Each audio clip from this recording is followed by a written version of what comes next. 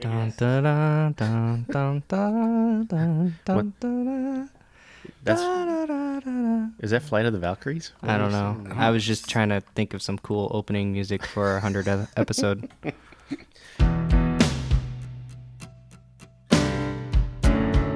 Inspired by the adventures of our nurses, therapists, and techs, A Beer with Atlas is the only healthcare traveling, craft beer drinking podcast.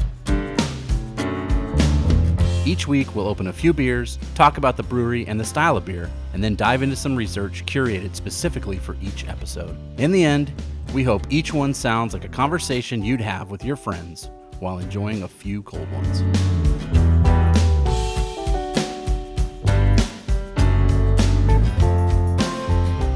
Welcome to another episode of A Beer with Atlas. I'm Rich. Wait a minute, this is very special. It is very special. I was going to get into the specialness after the introduction. Bury the lead, I got you. Okay, Wait, I'm Brian. I'm Dolan. Oh, there we go, see? Ooh.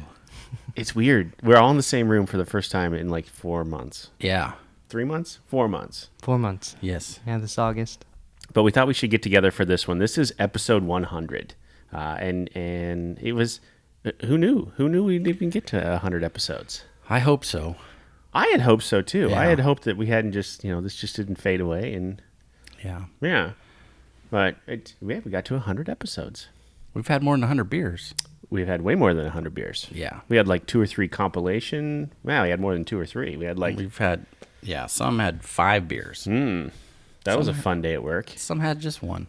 Mm-hmm. That was still a fun day at work, too. Yeah, it's always a good day at work when you can have a beer. Dolan went from behind-the-scenes producer guy, just turning the knobs, to active participant in... On-air talent. Yeah. Like Paul Schaefer. I wouldn't call it talent, maybe. Well, no. I'm here. Content maker. Talent was a generic term. He was just using it in a generic way. Yeah. Oh, good, because I'm generic. Yes. It's like saying actor, right? I mean, Yeah. yeah. Yeah, it's just a fancier term. Musician. There you go. How's that? Well, you just did some music there for us. Mm-hmm. I did. Yeah, that's true. Hope it stays. Yeah.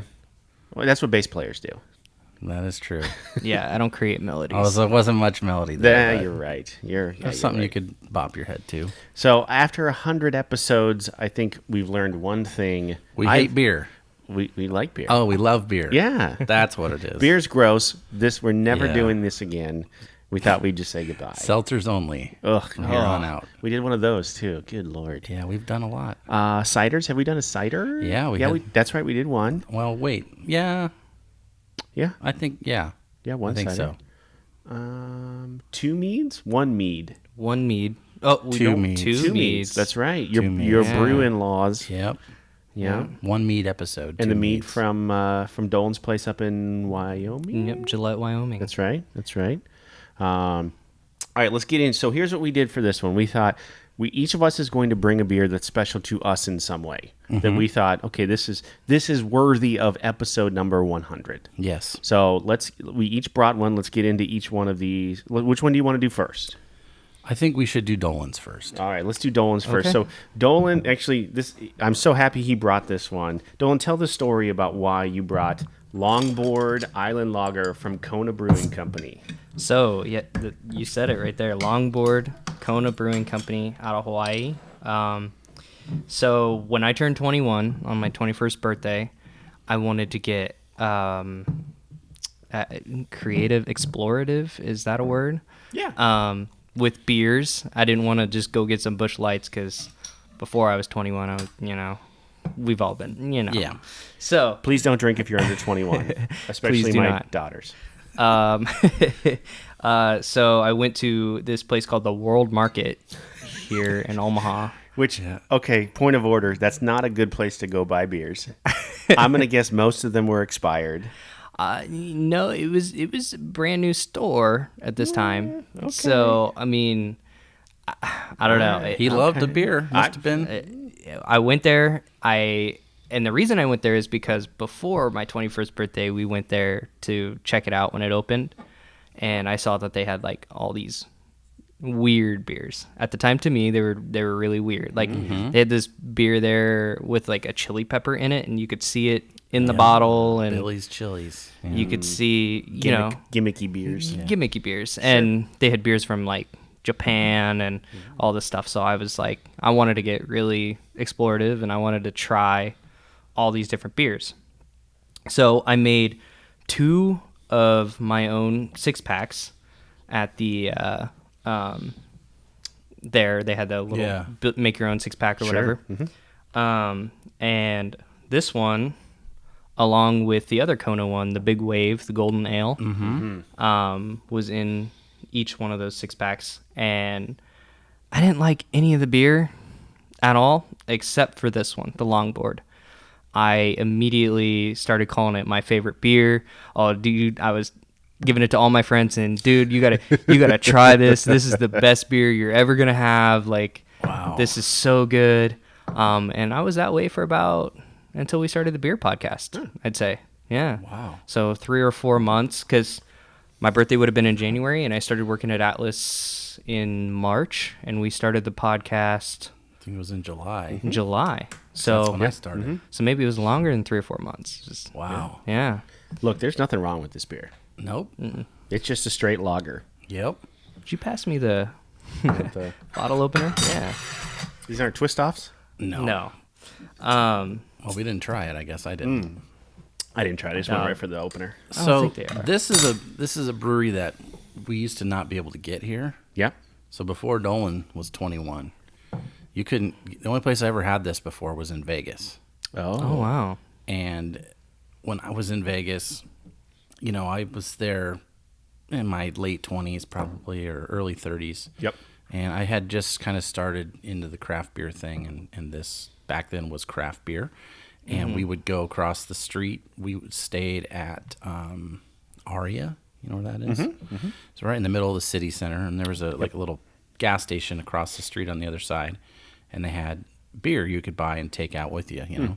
So we would buy 6-packs or 12-packs of this stuff and then put it in our room. Nice. Make the old cooler in the sink with ice and just throw them in there. Yep. And then every time we'd leave the hotel, we would grab, 3 or 4 of them and go do what we were going to do. Walking around beers, yeah. A Vegas tradition. The beers in the sink. Well, that's a hotel tradition. It's a hotel true. tradition. Yeah. But you just can't walk down the street with them most places. No. One of the best things about Vegas is just nobody even thinks twice if you're walking down the street at 7 in the morning drinking a limerita. Nope. It's just that's normal. Nothing wrong with it. Yeah. Everybody assumes you're on vacation, even if you live there. Or you're homeless and you got it out of the trash. That could happen One of the too. two. Yeah. In the case of the limerita. Yeah. So that's when I think of this, when I think of hot temperatures. Yeah. Walking around just melting into a puddle in Vegas on the strip, and then drinking one of these ice cold beers that I've had in my pocket clinking around. It's good for hot weather, I think. I mean, it's a lager, and it's just 4.6. That's good. Yeah. And I think that the reason why I thought this was, so awesome at the time was just because it wasn't Budweiser. Yeah. It was an alternative, and I feel like if you're a Budweiser fan or drinker or whatever, this would be an easy bridge to craft beer, I think. Oh, definitely. Now, it doesn't have the sweetness that a Budweiser has, which I noticed, and I don't mind that it doesn't have. No, that. I don't mind that either.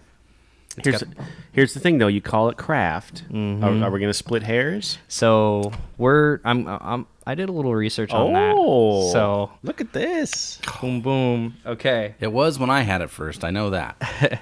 So until and we'll get into it. It was until 2010. Okay. So when I had it in Hawaii, it was still craft. Yeah. Because I had it in Maui.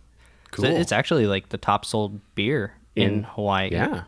Yeah. I drank a lot of this, and I drank a lot of Kona coffee when I was there. Coffee in the morning, Kona Brewing Company for after the morning. Yeah. Or short after the coffee. Yep. So Kona Brewing Company, first off, I want to say, just like our mother's episode, does that come out after? Never mind, that comes out. I'm going to cut that out. That comes out after. It's okay. It's all right. Yeah, so we just dropped a secret there. We record these ahead of time. Oh my gosh, it's such a secret. Oh no. So coming up, we're going to be live? reviewing Mother's Brewing Company beer. So Yeah.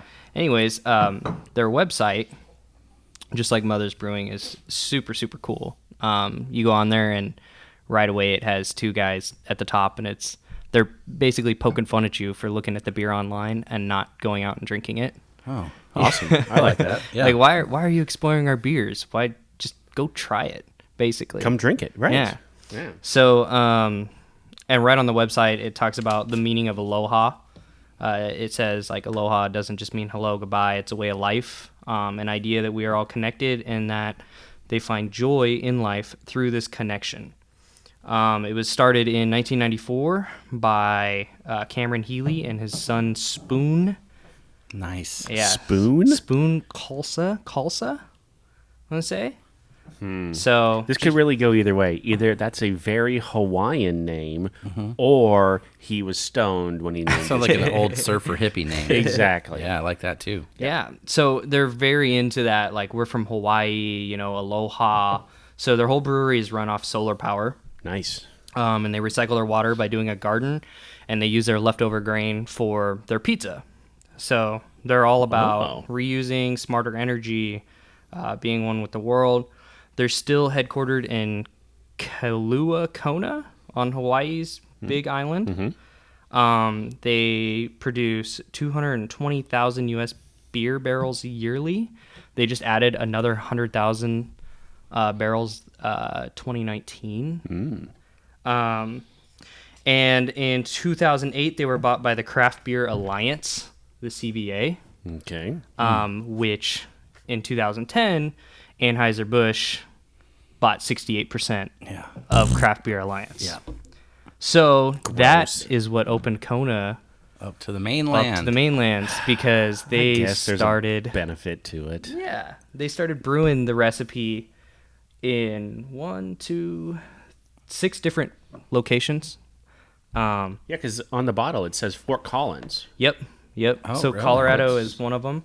I didn't write down where these breweries were, but I wrote down the breweries. It's the Appalachian Mountain Brewery, so that's got to be somewhere east.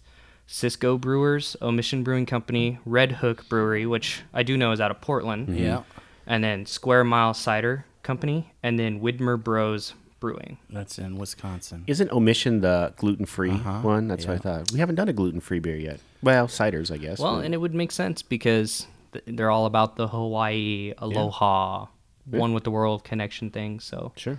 yeah, Here's what I like about this bottle, because it's got a kind of a unique shape. It's almost like the old style Michelob bottle. Yeah.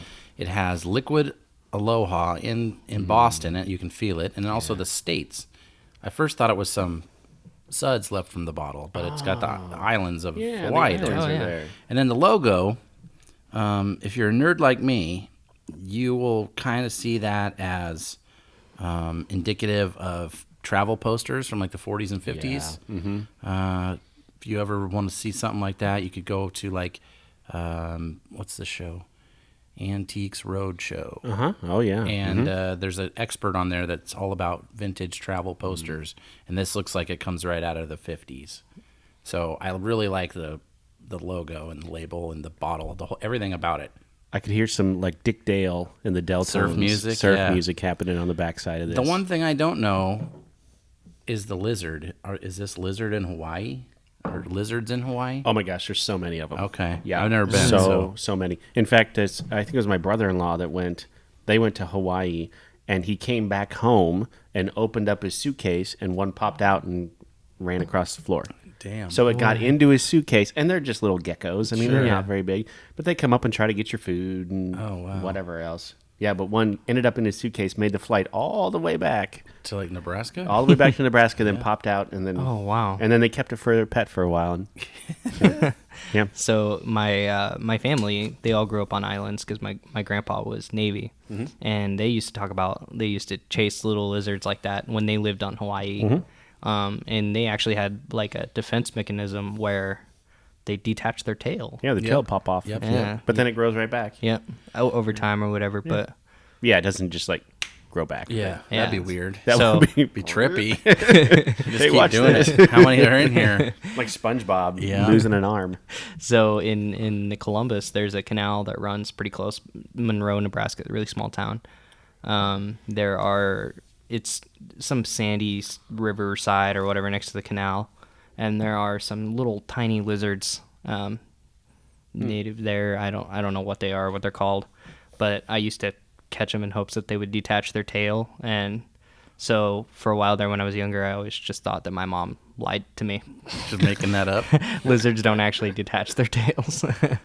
I think the first time I went to Mardi Gras, and we stayed at this cabin, like literally on the bayou in Butte La Rose, Louisiana. So it's about an hour outside of New Orleans. It's pretty close to Lafayette. And it's like, they call them camps there. So it's like what you would assume is like a beach house or something like that. You know, it's just like a little house, 2-bedroom house with no real amenities or anything. Just a place to stay on the weekends, basically. So we stayed in one of those. And there was those little there were little lizards with long tails everywhere. And after maybe, I don't know, a few Miller Lights, my buddy Daryl picked one up and just let it bite his ear. And he wore it as an earring for like half an hour until it finally let go. Oh, no. So that's what I think about lizards. Could this be Daryl Rivers? Yeah, that's how he and I are friends on Facebook now. There you go. Good. Never spoken to the dude in my life, but I feel like I know him. Well, yeah, that's the kind of stuff we would do. And we would still do that if we were there. If we had a lizard right now, I'm sure Daryl would let it bite him in the ear. He seems like a good guy, though. I mean, A lot of fun. Yeah. Yep, he taught me how to drink beer. There you go. Yeah. I'm glad you took the beer drinking and not the lizard biting ear. Yeah, I Well, don't you like touch those things. The tail fell off. So, Dolan, this beer is important because we were counting before you got here. Mm-hmm. We have done in 100 episodes, and I didn't count. I counted some of the compilations, but not like when we did Cinco de Mayo beers, Dad beers. Oh, yeah. Dad beers. I didn't count those because they're more macro. Right. We have drank beers from 31 states now. Wow. In 100 episodes, we've hit 31 states. Do we know what states we haven't? Yeah. We know what states we have. Oh, So okay. then in turn, we know which ones we Right. don't have. Yeah. There we go. Dolan, do you think, now we know the answer to this. Mm-hmm. What state do you think we've hit the most? And it kind of correlates with where we have the most traveling healthcare Travelers. professionals working. Yeah. Kind of. And it's- Texas. Ding, ding, ding. He Texas. is plugged in. 12. We have 12. We did I'm not surprised. 12 beers from Texas. Yeah. I thought it would be Missouri. Missouri, we had 8. So I thought it was Missouri, but I thought it was going to be like one of those trick, so I had to think. See, I thought you'd go with California first because we have a lot in California, obviously. Yeah. Well, there's a big population in California. It's Yeah. just- that's why. Let's see. So here we go. I'll run down some of the quick. So Hawaii won. Now No. Utah won. Idaho won. Iowa won, which is weird. You would think we'd have done more Iowa. Yeah, they're just across the river. Yeah. Alaska 2. Yeah, 2 Alaska and 1 Iowa. That's weird. That's strange. Yeah. Tennessee 2. New Mexico 2. Pennsylvania 2. Illinois 2. Nebraska. You got a guess on Nebraska? 3, 5. 5. Yeah. Wow, that's a let's big see. gap. Oklahoma 5, which we guessed Oklahoma might be higher than that. Yeah. Oh, With But Prairie and It's still weird that we have more Oklahoma than our own home state. right. Yeah. California 5. now are we counting even if they we've had Prairie Artisan twice or? I didn't count if they did twice. Oh, okay, gotcha. Right. No. Just different breweries. Different breweries. Different breweries. Yep. Vermont 1, Florida 1. We've only done Funky Wow. Buddha from Florida. So I forgot about that one. we need to get a Cigar City beer in here Yeah. now. That's Yeah. at some point. We can get them in Yeah, Nebraska. Oh, yeah. they're all over here. Florida Cracker is a great wit beer. Like if you like Blue Moon, there's nothing wrong with Florida Cracker. New York 2, Minnesota 3, Arkansas 5. Arkansas's 5 just because of our friends at TRS Healthcare. Yeah. Yeah. Otherwise, we would have 0. Otherwise, Arkansas we would beers. have 0. Yeah. Thank All you, those- Caleb. Fun biker terms Yeah. or cyclist terms. Yeah. There you go. Yeah. DC 1. Yep. Up Texas 12, Nevada 3. there. Yeah. Wow. And yeah, that surprises me. Vegas, man. Vegas is ugh. Okay. I love Las Vegas. I don't love Las Vegas beer. I don't love what I have to drink when I go to Las Vegas. How's that? Ohio, thanks to our friend and arguably the guy that came up with the concept for this show in the first place, Thomas Piper. Ohio Scrub Squad. 7. Yeah. That's a lot. 7. That's a lot. Yeah. Yeah. I still love those. The turbo Turbo Frog. Turbo Frog. Oh, the 7.5% shanty. Yeah. that was good. You want to pass out in your yard. Yeah. And that's the thing. I was looking forward to, his conference or maybe seeing him at the TravCon, because he's always given me those, and I'll always gladly accept. Yeah. I had a list of thank yous at the end here but Thomas is definitely one of them. Like, he's the guy that we started talking about this at a dinner or a lunch. I can't remember what it was. And then Seitner kind of came up with the name, and then we just started running with it. And Yeah. So, Yeah. I mean, I'd be lying if I said that the idea of this was one of the things that made me come here. They were like, you can have a podcast and talk about beer. I was like, okay. what does this have to do When with... do I start? Yeah. When do I start? Let's see. South Dakota 3, Yeah. which is interesting. Okay. Oregon 1. Wyoming 3. Wow. It includes the mead. Yeah. Okay. Wisconsin 4. South Carolina 1. Massachusetts 4. Maryland 2. Michigan 2. And Colorado 8. Yeah. I would have guessed Colorado would be higher, but Yeah. we've doubled up on Avery Or tripled up. at least. Yeah, we've done And same with 3. like Boulevard. We've done a lot of Boulevard and stuff like that. Yep. Yeah. But a lot of these beers are sent from folks Yeah. to us, Virtually all of A them. lot of these we would never, ever get to try, Right. Like, I've been trying to get a heady topper Yeah. for probably, I don't know, at least 10 years. Thank you to Logan, right? I think that's where, we got it from, Logan. Logan from Primetime Healthcare got us a heady topper. And he always said he had a connection. When I knew him before, he's like, oh, I got a contact. I can get it. And then he didn't work with me anymore. Yep.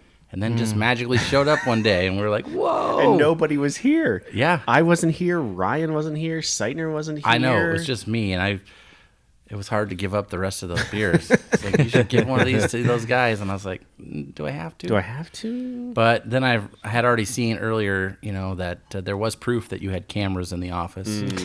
True. And, you could review them. So Yep. I thought, okay, Yeah. let's not ruin a good thing, and I'll hand over these beers. And then technically, if we don't count the Cinco de Mayo beers, so if we don't count like Corona and Dos Equis and those, I'm not counting those. We've done 6 beers from outside the United States, from other countries. Tanzania beers. Tanzania. That was fun. A number of German beers, right? Yeah. Hofbräu and And then Delirium Christmas Delirium, Tremens, that's whatever true. that was. Oh, yeah. yes, we've done 6 international beers as well. That's pretty good. Wow. I still remember the Tanzania beers; those were delicious. Yeah. Yeah. And that was fun because we got Ryan in here to talk. Yeah. And he was like, "This is what you guys do? What? I'm Yep. like, yeah, dude. Yep. Yeah, go somewhere else and bring us some more beers." I'm Yeah. still baffled that the Tanzania beers, if they tasted just like the Japanese beers that I have, like, Yeah. when I go eat sushi or whatever, like the Asahi and stuff like Uh-huh. that. It's so crazy to me that the beer like that, and even going back to the Red Stripe from Jamaica, how close in flavor they are, Yeah. but just Yeah. from so far apart in the world. I mean, you really only have a base list of ingredients to Right. use, Yeah, right? yeah. So it's just a matter of just tiny differences of where those things are grown, kind of like honey. Sure. Yeah. And we've had a bunch of different honey things, and those all taste different from where. Oh, are we doing this now? Are we opening the next one? Well, I was just, I'm You're just, thirsty. I'm working ahead. I'm just Gotcha, working ahead. Gotcha. All right, well, let's do it. I'm going to get into this. You Okay. wanna talk about it? What, you want to do mine now? Is that right? And then I want to do yours last. Okay. Because yours might be one of the oldest and or most expensive beers that we've ever done. It is. Potentially, It yes. is, yes. Yes. I remember buying it. It is, definitely. So mine's no secret here. Episode number 1 that we did was Fairy Nectar from Cross Train Brewing here in La Vista, Nebraska, which La Vista is practically Omaha. It's just a suburb, right? It's where I live. It's where Brian lives. And Brian could walk to Cross Train, which is I probably have helpful. done it before. Yeah. Well, I've walked home more than I've walked to it, but I have definitely walked it before. That's very responsible of you. Yes. Okay, so this, and it's no secret, like my beer journey started 5 years ago, probably, when I was 41 years old. Wow. I did not like beer until I met Scott Strain and Bobby Cross. And even with Steve Seitner, who I've known for 16 years, Yeah. who's excitable and He loves beer. loves beer, and it was just never my thing. I was a vodka guy. I liked ciders. Whatever else. Yeah. Was not a beer fan at all. I would drink my share of Busch Lights and stuff like that, but it just wasn't. It wasn't my thing. And I met Scott Strain, Scott in particular. Bobby was there We used to do these things called the Men's Book Club. Mm-hmm. We haven't done them for a while, but Ryan used to organize these things because our wives had a book club, right? And they would just go drink wine. Like, they wouldn't read books. They would just go drink wine. Oh, okay. Right. And so we thought, we're going to do this exact same thing. And so right next to his house, it's like a quilting barn. So it's a barn that has like a bathroom and some bedrooms and stuff. And then there's a grill outside. But they go there and, like, women go there and quilt. Okay. And so we rented it for like $75 for the night or whatever. And we used to do just different guy events there. So we'd invite all the guys that we know that own businesses or bankers and insurance guys and stuff like that. And we would just get together and we would drink and eat and talk. Yeah. And that's pretty much it. And then we would bring in somebody that knew something about something that we didn't. Oh, and so cool. the first one we ever did was home brewing with Bobby and Scott. Oh, yeah. You could have picked worse people. Right? Wow. That's pretty good. So this is before Cross Strain. Yeah. This is before it existed. But they were already brewing together. They were brewing together. And they had a business plan. And their business plan was like a bunch of papers stapled together. Here you go. Here's our business plan. And I brought my own because this is not for me or whatever. Scott sat down with me and he was like, tell me why you don't like beer. Yeah. I'm like, well, I think it's this and whatever. And he's like, here you go, try this. And they brought their little cooler with the taps and, or whatever. And the first one I ever tried was Qualiteers. Yep. They're sour. Mm-hmm. And I'm like, wait a minute. what? This is beer? What? Yeah. This doesn't taste like Busch Light. Like a 3.9 Berliner Weiss. Yeah. It was sweet and sour and delicious and lemony and refreshing. Refreshing. Yeah, when it's hot, yeah. And so Scott took, I don't know, 10 minutes to sit down with me, and that changed everything. He sold you. He sold me. Yeah. Yeah. And by the end of the night, I was drinking coffee stouts with Bobby. So, which is super weird. So, I mean, Scott Strain has affected a lot of people's lives here in Nebraska or whatever. Sure. But in particular, like, I can point back to that one time and just say, that's me. That was why. My headphones are buzzing. Yeah. Big time. There we go. There it is. Don't touch it. There we go. Yeah, so That sounds good. that's kind of where it all started. And then, I mean, long story short, then I get their business plan and blah, blah, blah. I've told the story before. I woke my wife up because I was hammered and said, I'm going to invest in a brewery. And she said, you're drunk, go back to bed. And I bothered her for 6 months, and then she finally let me do it. And here we are. And here we are. And so this beer we're drinking here is Fairy Nectar, double dry hop, London. So they use a London yeast strain. This beer won silver medal at the Great American Beer Festival 2 years ago, in 2018. Was that when they were first open, right? Yeah, 2018? a year into it. And I love when Bobby tells the story because they'd been drinking all day. And they thought, we're never winning anything. Yeah. And they don't hear their name, and they don't hear their name. And they're just like, whatever. And they get to, second, is bronze medal winner, blah, blah, something. It's the Chicago. It was, I want to say Revolution, and that's not right. A different Juice one. Pants Brewery or something like Might that. have been. Anyway, they said that. Illinois brewery, Chicago brewery. And then a silver medal winner, Fairy Nectar, double dry hop, London. And all Bobby heard was Fairy Nectar and lost his mind and ran to the stage. Like, he was like, wait a minute, and just and ran. So I'm guessing Scott just kind of walked up there and he's cool like that, though. Yeah. Scott's cool like that. Yeah. I see that. So that's why I chose this one. This one's special to me. It's my favorite. They're doing one now called Web of Lies, which is a hazy, which is delicious, Super good. Oh man! But this is it. Like this Dude, is. I mean, if you took a 4-pack of this anywhere in the United States to anybody that's drinking beer that knows anything about beer, and you said, "Here you go," yes, they'd be like, "Holy crap, this is amazing!" Yes, and that's so awesome that it's walkable to my house. Yes. You know what I mean? And it's almost now, they're almost always making it. For a while, they weren't. They weren't, right. And they sell out real fast, and there's always different batches. And Well, and here's the thing, too, and obviously I have insider information or whatever. It's expensive. Making this is expensive. hops are expensive, and you got to do it twice. Yes. You're not even in the boil. You're just throwing them in there to sift them out later at this point when you get that double dry hop stuff. Yeah. But yeah, you could take this to Vermont or Connecticut and put it up against Treehouse and because they're good beers. I mean those are great beers. That's just it definitely spoils people because you take it for granted because we can get this. You know what I mean? Yeah. And a lot of the other beers that we've had on this show are those like white whale beers that. Right. You know, like Pliny. We had Pliny. Yep. That's a beer you can't get, but you've heard of. And Yep. Heady Topper and all that sort of stuff. So Yeah. it's been a lot of fun to see what we get and can get or people send us. And I love getting the beers that are like one-offs from little mom and pop places because there's no way we would ever get those. I remember the one from that little brewery in downtown Wisconsin. Remember that? Oh, the cherry limeade. Oh my goodness. Berliner. Oh Yeah. man. That was legit. Oh my goodness. That was within the first 10 episodes. I think, wasn't it? They responded. They to did. us, and they responded to our podcast, which is cool. Yeah. which might have ruined us for a while, quite honestly, because then expectations were so high. Well, I mean, if this would be another interesting thing to do sometime. Not today, we can't do it now, but it'd be cool to go back and see and aggregate the ratings of the beers that we've had. Oh, yeah. Because I guarantee you it's high because a lot of the stuff we get is great. Right. Mm-hmm. Like amazing beers, like legendary beers, you know? So I bet you it's 3.75 at least. Or better. Or even maybe touching 4 just for an average of the 100 episodes. Be interesting to At least see what we've got there. Here's another fun little thing too. It's connected me.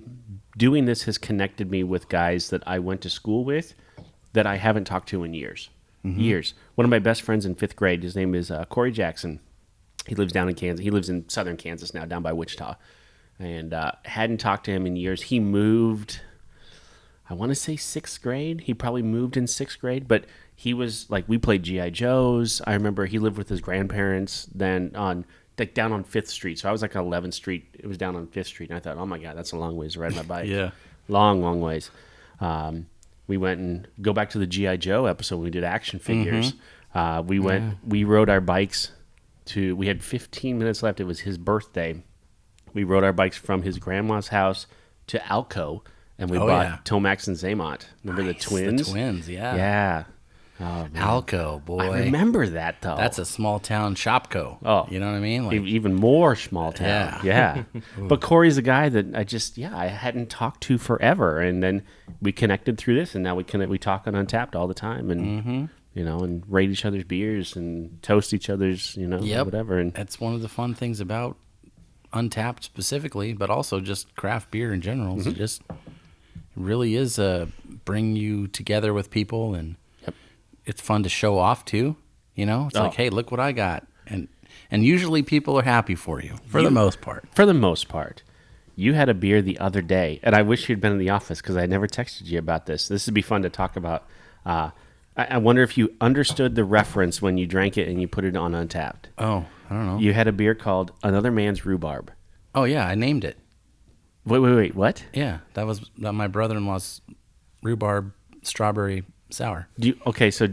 From Joker, from Batman. From Batman. Yeah, that's why I named it that. You never rub another man's rhubarb. Yeah, there was already some beers named that, so I just went Another Man's Rhubarb. Another Man's Rhubarb. Mm-hmm. Yeah. You drank that, and I'm like, oh, shit. Yeah, it was really good too. That's a Batman reference. Yep. More importantly, it's a Michael Keaton, Jack Nicholson Batman reference. Yeah, like where it first started. Yeah, 89, man.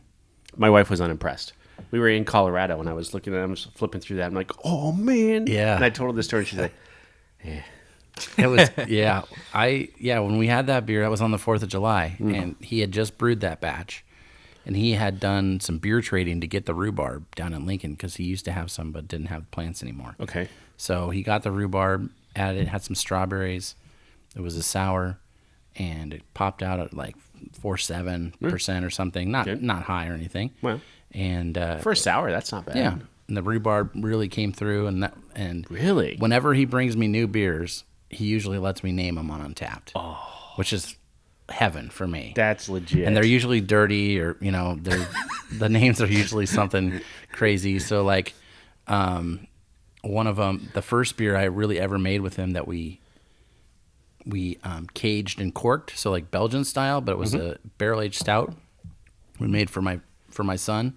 Okay. When he was born, instead of handing out cigars, I handed out these bombers of this beer, and we called that one BP's Baby Making Potion on Untapped. So those are the kind of names. So this one, I was like, okay, well, you got like we'll go with a little rhubarb. What can we think of? And that was the first thing that popped up. Batman. Oh. And like Batman reference from when I was 11 years old. Is there a way I could get? Yeah, maybe. Ooh. I'll see if he still has some. All right.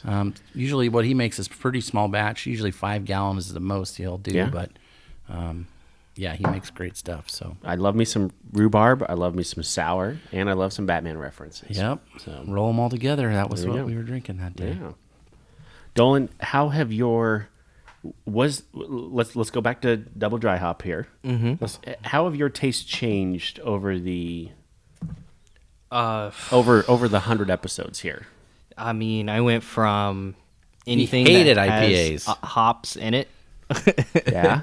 Or it was, I guess, all beer has hops, right? Well, I shouldn't Yeah. say that either. For the but most part, yeah. For the most part. Some of them are brewed next to hops. Sometimes, yeah.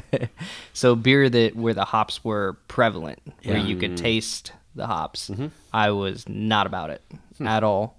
Over time, I think I've adjusted a little bit. I've been forcing myself to drink some IPAs, and I'm finding out that there's some really good ones out there. And maybe just the IPAs that I've tried in the beginning weren't necessarily the right way to get me started into IPAs. Maybe it was the opposite. What's fun about IPAs, though, is there's so many different varieties. Yeah. Yeah. And maybe you just had more West Coast, dank, Yeah.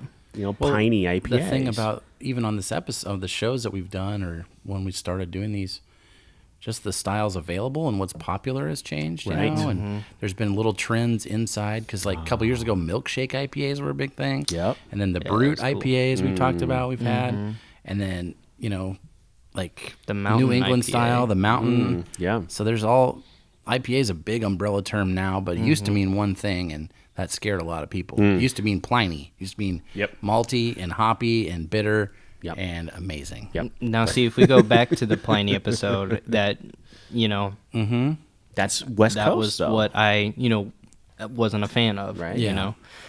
I have found out that I actually enjoy hazy IPAs. I think they're probably my favorite style now. Where before I probably would have said like a brown, maybe. Yeah. But yeah, that's where I'm at now. So would you have had all these beers? Like, would you have continued? Like, you started out adventurous, 21. Yeah. Would you have continued that, or has this accelerated your? The podcast is definitely, because I like product that you can find out the story behind, that maybe has, it's almost like an art. I really like people's art, like, because it comes from a place of sentiment. It comes from a place of, cherishable memories or whatever. Yeah. So when you hear stories about Cross Train and, any brewery or how they've started it, I mean, even Kona, just, a guy and his son Spoon, Good old Spoon. Spoon. that kind of stuff. Just, That's a good name. that's what I like about craft beer, I think, more than anything. Yeah, the stories are similar, but they're all unique. You know what I Yeah. mean?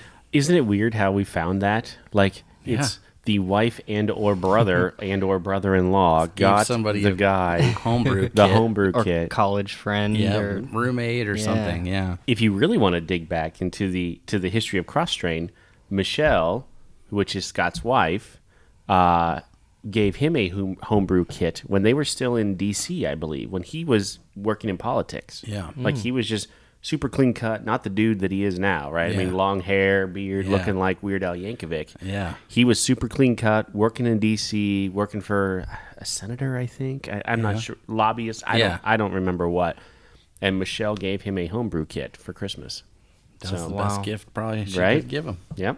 And then Bobby was working at a different brewery. Mm-hmm. And part-time. Yeah. Just part-time, because he's a nuclear engineer. He was. Yeah. And now, I mean, obviously he's doing this full-time, but Yeah, he worked at the nuclear power plant. Engineers are smart, usually. Yeah. You should see he's got a lot of equipment, So he's like a real nerd. like chemistry. Yeah. Oof. So Yes, when's yeah. Cross Train coming out with a nuclear beer? Glows inside and out. Yeah, I can't divulge that information. Yeah. Oh, okay. Somebody knows, though. Well, I'm going to grab mine, and then we'll bust into it and talk about it and that sort of thing, and then we can kind of wrap it up. Which brings me to the evolution of like my taste buds, because Yeah. and my taste in beer, because you got an imperial sour, but mine, I was sours, then I got into IPAs, still stayed away from the stouts. Ooh, Yeah. this smells sour. Oh, my goodness. But I stayed away from the stouts because I knew I didn't like that. Well, I thought I knew. You thought. Thought. I always tell people that don't like beer, they just haven't found the right one yet. That's true. That is true. Wow. So the thing about sours for me too, that was brand new to me until the podcast. But I was a big kombucha drinker, so I think that was an easy way. Yeah, I think so too. Want to hand me that Dolan? I'll pour you in. All right, so what I'm pouring right now.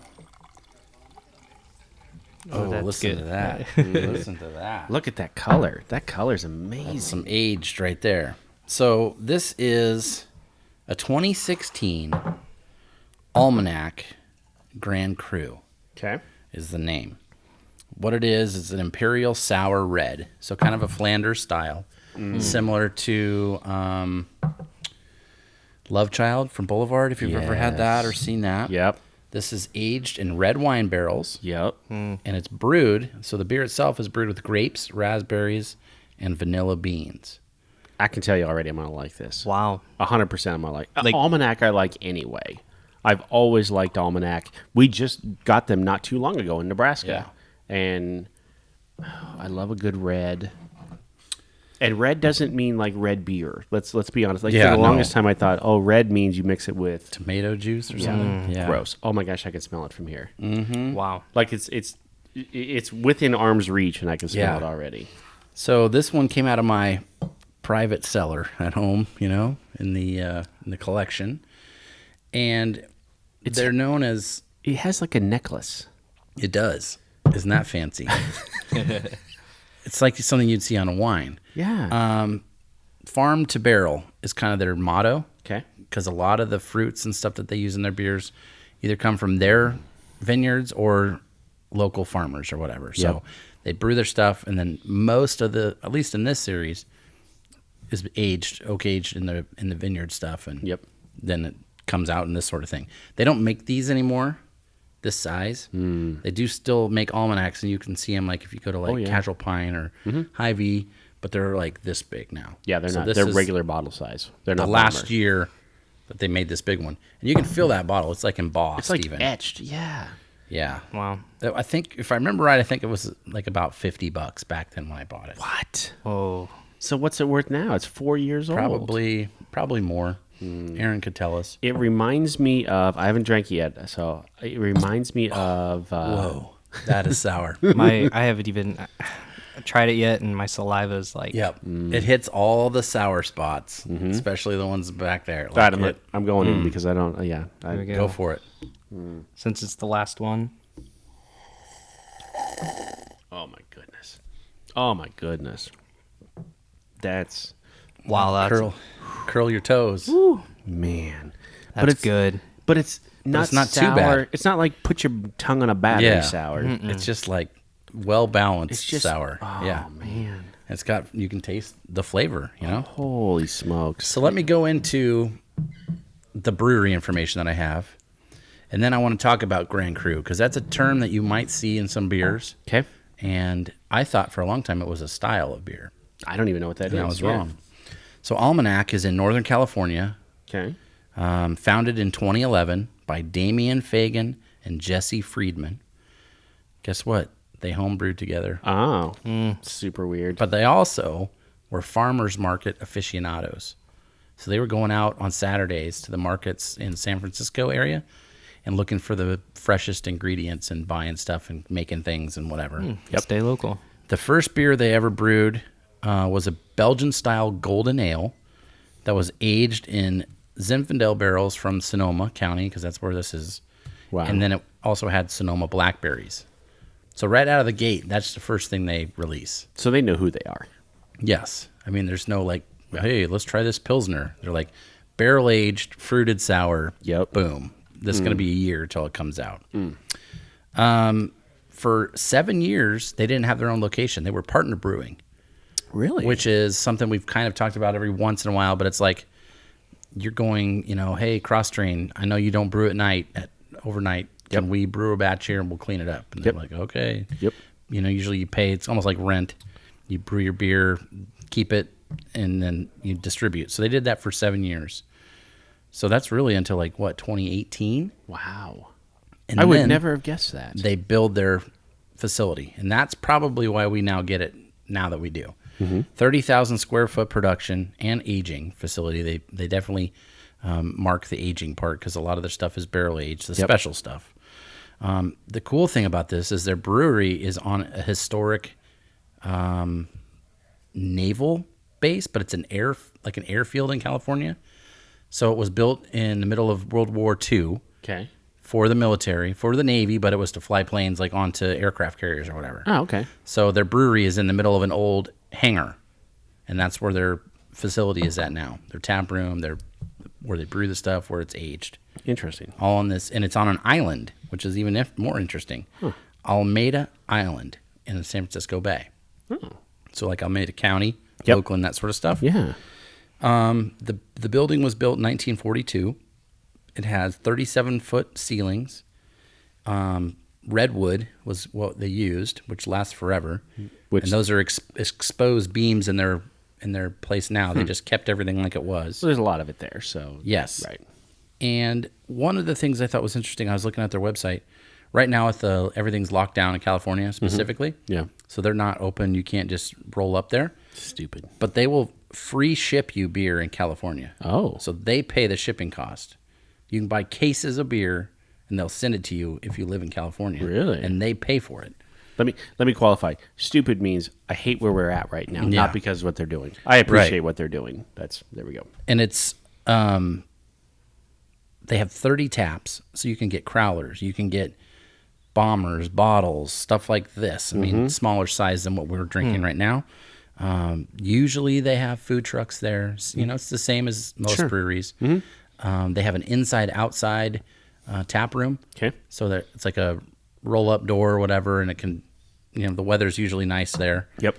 Sometimes it's even too cool, and they have to shut the door and Yep. block it off. But it's been around for about 10 years now. Only really available to us in the last 3 or 4 years. Wow. I thought Almanac was way older. Nope. It's only been just a few years, and it's really started out as like barrel-aged stuff and sours, and now they're really into IPAs and fruited sours and all sorts of other different stuff. Their sours are unbelievable. Yeah. And their bottle art is amazing. Like this. I mean, their bottle art is amazing. And they have, every time you go to the store, there's something different. It's fairly small batch stuff. They're always rotating through. It's kind of expensive. It's spendy for what you get, but a lot of it is because of the stuff that they use. The ingredient, you're paying for those ingredients. I was going to say, the vanilla bean is probably what made this beer so expensive. Because it's most people, when they brew with vanilla bean, from my understanding, they just use the extract. Yeah, if you're using real cheaper Madagascar vanilla beans, those are expensive. Right. But the fun thing about doing vanilla beans is you can soak them, and they will take on flavor. So you can soak them in whiskey. If you're making a stout, a vanilla stout, you can soak them in whiskey, and it'll take that flavor on, and then you can add it to your beer. So Interesting. It's something that's fun, and home brewers, if we do a 5-gallon batch, we'll use 3 or 4 of those vanilla beans, and they're expensive. You're spending quite a few bucks, but still well worth it for the flavor. For the flavor out of it, right? So, Grand Cru. This is something I learned because I thought I've seen it usually in European beers. Yep. And I was like, okay, that's a style of, like a golden ale or something. But I was wrong. Usually what it is, it's just a term that they use to denote the quality of the thing. So it's like, this is the highest quality product. Okay. Grand Cru. They use it in chocolate. You'll see Grand Cru chocolates on the market. Whiskey, cognac, and beer are the main areas that they do this. Some of the American breweries that have a beer like this, with the title, totally different beer, is Avery. They call it the Beast, I think, Grand Cru. Oh. And then AleSmith, we talked about, we had one of those before. They just have an AleSmith Grand Cru. Oh. So basically what they're saying is this is our top of the shelf, most expensive, most fancy beer. Okay. It gets labeled that Grand Cru name. Yep. And then the style of beer, like for us, and this one is the sour Imperial barrel-aged sour red ale. Yep. There's a Trappist. Have you heard of that before? Oh, yes. So that's a monk-led brewery that's been around for hundreds of years, and their stuff's really good and really expensive. They even use it as cheese. They make Grand Cru cheese. Oh. So it's like handmade and, super expensive, and that's just the label it gets. It's like a blue ribbon or whatever. So it's more of a term of the thing. Nespresso, they have the pod machine. They have Grand Cru coffee in there because you're paying for it, right? Ooh, So I would like that. it's usually in Belgian beers. That was kind of where it started. Okay. So sours are Belgian usually. Some of the, similar to Pilsners, Golden Ales, that sort of stuff will have that name. But now in craft beer in America, it's used for real small batch things. Okay. Or really like expensive. We used 5 different adjuncts in this beer, and they slap Grand Cru on the name. So it's more to tell the consumer, hey, you're going to spend more for this, but there's a reason for it. It's not just worth our it. normal thing. In general, yeah. Yes, correct. Okay. So that's what Grand Cru means. Weird. Okay, I had to look this up. Do you see it says in vino veritas on the top? Yes. There? Do you know what that means? I think it is. Well, isn't that on some money? Yeah. It's close to that. Yeah. I had to look it up. So it translated from Latin, it means in wine there is truth. Yeah. Yeah, because it's wine barrel aged. So, Which is true. If you drink enough wine, you're going to tell anybody the truth. I'm going to let you read the back of that while I talk. Oh. So here's my little off the cuff research I did. I was like, okay, Almanac Brewing. What's the first thing that comes to my mind? Farmers Almanac. Yeah. Yep. Let's do some research. So that's what I did. Do not mix up the Farmers Almanac with the old Farmers Almanac, because that is a different thing. What? So there's 2 different ones competing. What? Okay. The Farmers Almanac, the one that we see here in Nebraska in the store, you go to Hy-Vee, it's on the shelf by the checkout. Yeah. That was founded in 1818. Okay. The old Farmers Almanac, 1792. So a little bit older. And that's why it has old. That's confusing. That'd be like saying Yes. there's Budweiser and then there's old Budweiser. Old Budweiser, yes. That's confusing. They went to a website in like 97, I think, is when this place first had their website. And it looks like it was made in 1997. It's the opposite of some of the ones we talked about earlier today. Like it looks like somebody made it and that was it. But it's an old tripod website. That's what it looks like. So I was like, okay, what's in it? What's on this?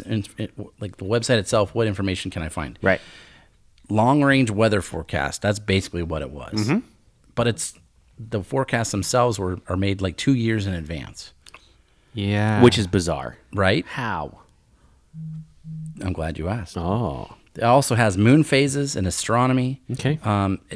There's a countdown clock on the website till autumn. So like the seasons change because that's when the magazine, quote unquote, comes out. It comes out in late August. Okay. Also has like tips for gardening. Oh. That's on the website. So it looked like good information. Sure. As far as how they do the weather, it's protected. They won't tell you how. Well, duh. But they do tell you it's all about like mathematics. There's formulas that they use. Okay. They use the history of rainfall and snowfall and that sort of stuff. And they mix it all together and they somehow come up with these forecasts. Okay. Now, they say, I'm going to make sure I get the numbers right. They say they are 80 to 85% accurate. Which is a hell of a lot better than like Normal. regular news. Right? The 9 o'clock news. However, people that have looked into this say actually it's more like 50%. which is exactly what news is okay. and weather people, Yeah. right?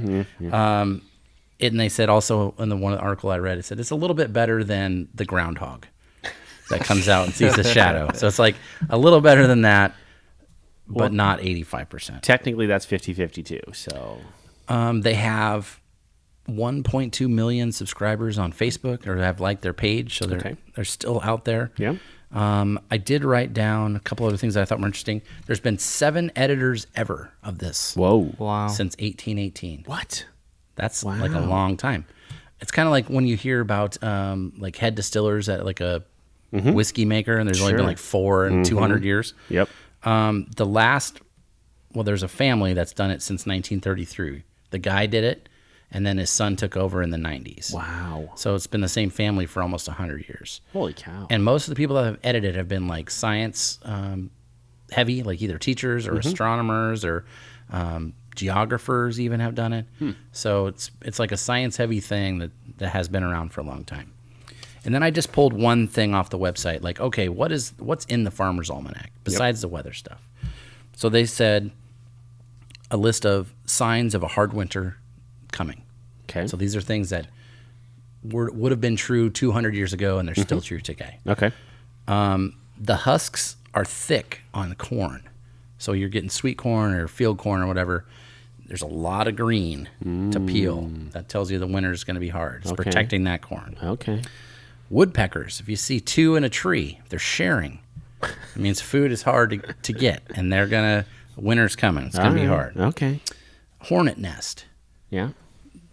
However big the hornet's nest is, that's how much snow is going to be in the wintertime, they say. Interesting. Raccoons, how thick the tail is. If it's a real thick tail, winter's going to be hard because it's storing up fat and it knows it. It's getting ready to be able to survive the wintertime. Okay. Okay. Same thing with cows. They get a lot of hair on the back of their neck. That means the winter's going to be tough. Okay. And then the last one I wrote down, see if I can read fog. In August, specifically August. If there's a lot of heavy fog, you can't see through it, it's going to be a hard winter. Oh. So that was on a story today on their website. But I'm guessing that information, people would have been noticing that 200 years ago. Sure. So that's what it is. It comes out of Maine. It's like a tiny town in Maine that makes this publication. Interesting. And you can still buy it today. But I think the one we normally see is the old Farmers Almanac. The one in the grocery line. Yeah. Yeah, that's the one that we usually see. This one I've seen before, but at like a bookstore. The old Farmers Almanac is the one that you can go pick up right now, but this one also is around. So It'd be interesting to see, like, compare the two. Like, how does the that information and right? Oh, it's going to be a hard winter. No, it's going to be an easy winter. Yeah. And I'm guessing it probably has been like that for most of the time. Oh, I'm sure it probably has. Yeah. But that's something that farmers used to use and swear by. Like, So I'm curious then, is that why, was this built for people to invest in fields years before the field was even grown? A lot of farmers go by that 7-year thing where they're like, oh, I'm going to have X amount of crop and 7 years from now or whatever. they do that, and then they also I think it would tell you like when to turn your field over. Like, okay, it's been cornfield. Now we're gonna do sorghum or soybeans or Milo. Or But basically, like the stores or whatever, maybe using the information from the almanac will buy your crop 7 years from you even growing it. price and that sort of stuff. Yeah, Right. I don't know. From what I can understand about it, it was just like some guy had an idea. It's like, okay, I think in 2 summers it's gonna be real hot. It is gonna be hot, and put it in a magazine and sell it for a nickel. Back in the day, though, yeah. that was a way to, right, yeah. But it has articles in it. It has it has information. Right. So, but I guess online it changes a little bit. But otherwise, the stuff they're what's the word I'm looking for? Publishing. I was going to say publicating. That's not right. Well, after this many beers, I get that's why. Publishing. Yeah, that. So Yes. there you go. 2 different fighting almanacs for your choice. With the same name, kind of, yeah. technically. Yeah. Do you like Budweiser or Old Budweiser? I was trying to think of, is there anything else that has done that before? Like one had a Coke name? and New Coke, but they were still owned by Coke. So. True. Yeah. They weren't fighting each other. No. No. No? Yeah, I don't even know. No, not really. I think Time and Time Life, but Time Life is Well, Time. if we want to talk about the travel nursing agency, there's some agencies out there with very similar names. Similar names. Oh, yeah, yes. for sure. Yes. There's like 5 buzzwords Yes. that you Yeah. can Yes. use. Yeah. Oh, yeah. And there's some that just kind of sound similar, and that has started first, and then pissed off the other one by sounding a similar name. And, Well, if you type it wrong, you get the other. Yeah. That's, Yeah, totally. It's all marketing. absolutely. On purpose. So. Google SEO. Yeah, it depends on who you ask. The one thinks, oh, they did that on purpose, and the other one is like, no, I did not. What? I did it because of me this. never. No, That's how that works. not at all. No. Oh, I love the Jack Kerouac quote on that. That's on the necklace that the bottle is wearing. Yeah, pretty cool. So- I have enjoyed this episode. Yeah, As you it was know, good. one of my favorite things is the Golden Girls. Mm-hmm. And they would do these episodes about once a season. They would sit down at the table, usually with cheesecake. Or they couldn't sleep. It was the middle of the night. And they'd say, hey, you remember when Blanche was chasing that firefighter? And then they would drift off into that episode. Remember when Rose actually was real smart one time? And that's what this was like. So Yeah. it was memory lane. I love it. I just love that we got to this, and I was moderately disappointed. So Brian and I made a pact, unbeknownst to our wives, Yeah.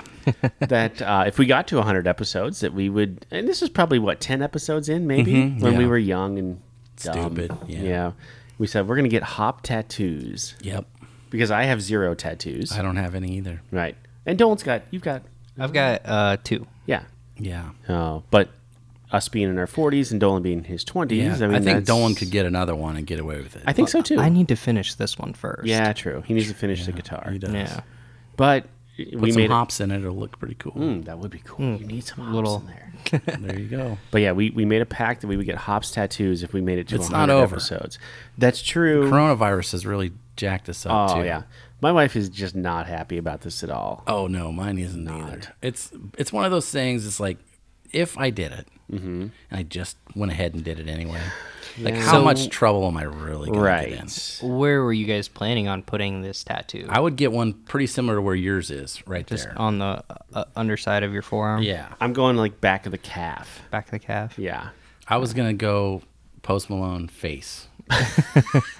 Hops. Like teardrops, but hops. But a hops. Oh, okay. That's kind of Yeah. cool. See, that's a bad idea. That one is I nixed that one. Right. I did come up with it after a few beers. I'm just thinking, you guys pulling the Jack Black, Kyle Gass, butt tattoos with Butt tattoos. butt tattoos. I mean, you I do never- want to show it off, though. I mean, I Right. could still show it off that way, but it'd Yeah, be I easier and guess. more applicable to the a business. little bit more respectable to Yeah. the public, I guess. I don't want to have to hang out with Brad too many times showing off my Yeah, tattoo. true. Yeah. But yeah, that It's was not over. It's not over. That was the plan. To be continued. I like where we are now, though. Yeah, Maybe- but I would like it better with a tattoo. Well, we'll get that. I mean, that's between We're just gonna now keep working and- on it. 500? I already have a design idea, so Oh, I do too. 500? maybe like We'll have it before 5. maybe like Before 110. 500? Oh, 110. 110? Oh, I don't know. I was going to give us to Wow. 150. So. Okay. Well, we still have another goal Yeah, within there we 150, don't we? So we do have another goal. So now we have covered 31 states, 31 breweries, 31 states. Now with adding Longboard here, Dolan added Hawaii for us. We're going to hit the other 19 because DC isn't a state yet, right? We're not. No. Even though it passed the House, it didn't pass the Senate. Correct. It'll die there, unfortunately. But we've already covered. Okay, so how's this?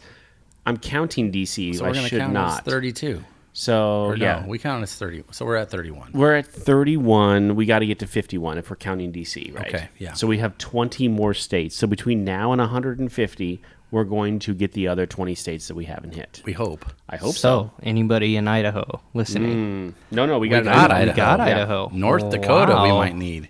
North Dakota, Kentucky, Georgia, Oh, yeah. Maine, Yeah. Arizona.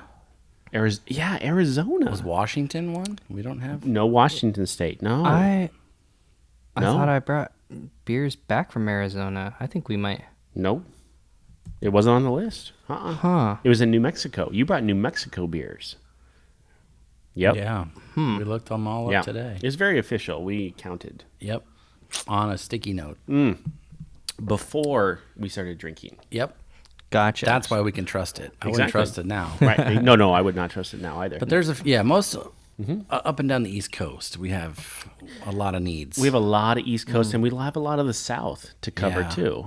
So. And there aren't a lot of breweries in some of those states. No. We got Louisiana. Mississippi, didn't we? No Mississippi, no There's Louisiana. only like 4 breweries, there was 7 at one Right. time in Mississippi, so that's going to be tough. Quite honestly, we could get some Abita and do Louisiana, so that's not hard. Yes. But Purple Haze is delicious, so we can do that anytime. But Yeah. but if you live in one of those states or you have a favorite brewery in one of those states, Hook us up. yeah, And we'll shout you out. Have we done a absolutely. Rhode Island beer? No Rhode Island, no Delaware. I'd like to no get Connecticut. some like a maple syrup stout from Rhode Island. I mean, I have maple syrup stout at home now, but it's not from Rhode Island. Dang.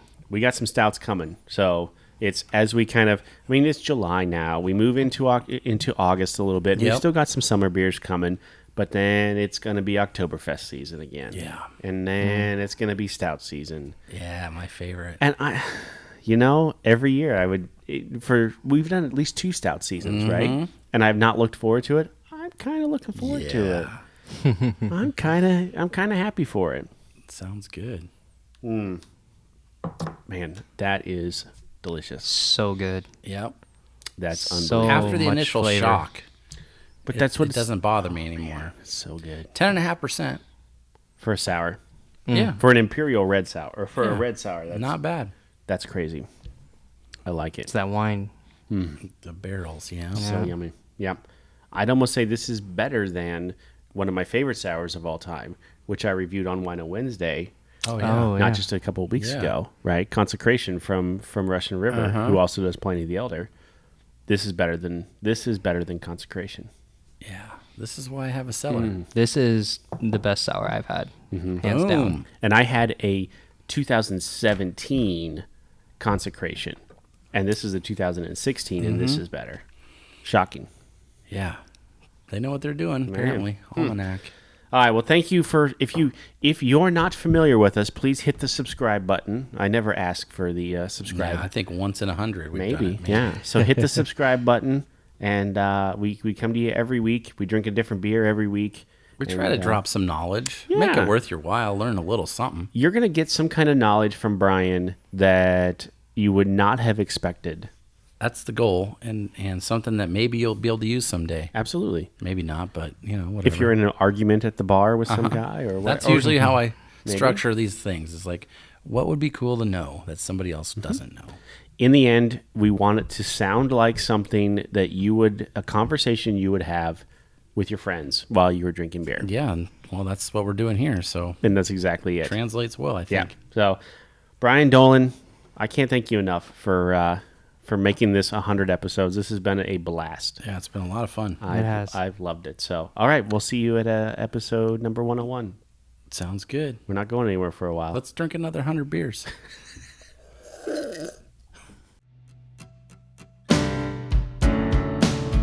Thank you for listening to A Beer with Atlas. Special thanks to our brand team for producing the show. Each episode of A Beer with Atlas is powered by Atlas MedStaff, an industry leader in travel healthcare staffing.